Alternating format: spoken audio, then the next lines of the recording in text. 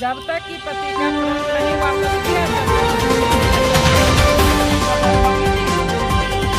इसीलिए आप लोग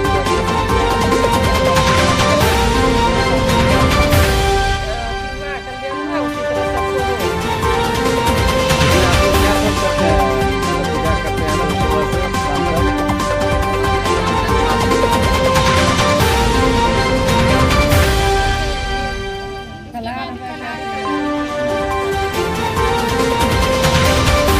और चांद भी देखते हैं ना, इसमें नहीं होता। पति से पति